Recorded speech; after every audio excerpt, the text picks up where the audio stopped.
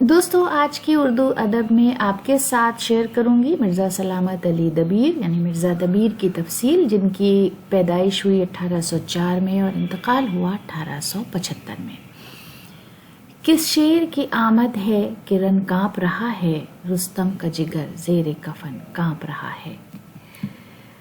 دوستو مرزا سلامت علی دبیر اردو کے ان نامور شعراء میں سے تھے جنہوں نے مرثیہ نگاری کو ایک نئی جدت اور خوبصورتی سے نوازا۔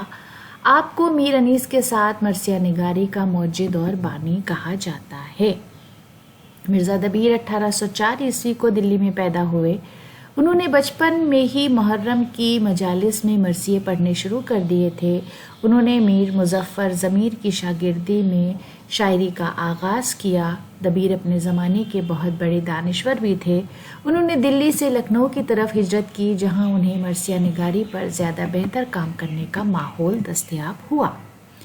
مولانا محمد حسین آزاد اپنی کتاب آب حیات میں تذکرہ سراپا سکون کے حوالے سے لکھتے ہیں کہ مرزا دبیر کے والد صاحب کے نام کے حوالے سے دو نام ملتے ہیں، ایک غلام حسین اور دوسرا مرزا آغا جان کاغذ فروش۔ مرزا دبیر کا 1875 میں انتقال ہوا اور انہیں وہیں پر دفن کیا گیا۔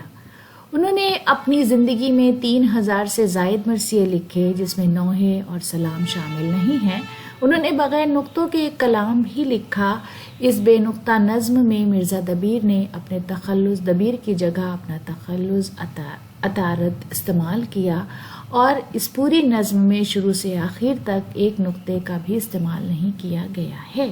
ایک انگریز مصنف، پروفیسر اور قدیم اردو شاعری کے ماہر پروفیسر فرانسس ڈبلو پریچٹ نے ایک مقام پر لکھا ہے کہ اس طرح کا مکمل مرثیہ نگار، شاعر اور انسان دوبارہ پیدا نہیں ہو سکتا۔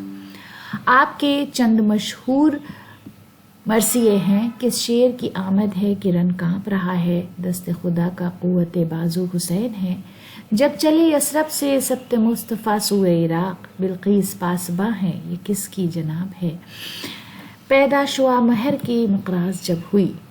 اگرچہ مرزا دبیر کی وجہ شہرت مرثیہ نگاری تھی، لیکن انہوں نے شاعری کی دوسری اصناف پر بھی بہت کام کیا، جس میں سلام، رباعی، قطعات اور غزلیات شامل ہیں۔ آپ کی غزلوں کا اسلوب مرزا غالب سے ملتا جلتا ہے۔ تو دوستو اردو ادب کے آج کے ویڈیو کے لیے یہ ہماری چھوٹی سی پیشکش تھی۔ امید ہے کہ ویڈیو آپ کو پسند آیا ہوگا۔ ویڈیو دیکھنے کے لیے بہت بہت شکریہ۔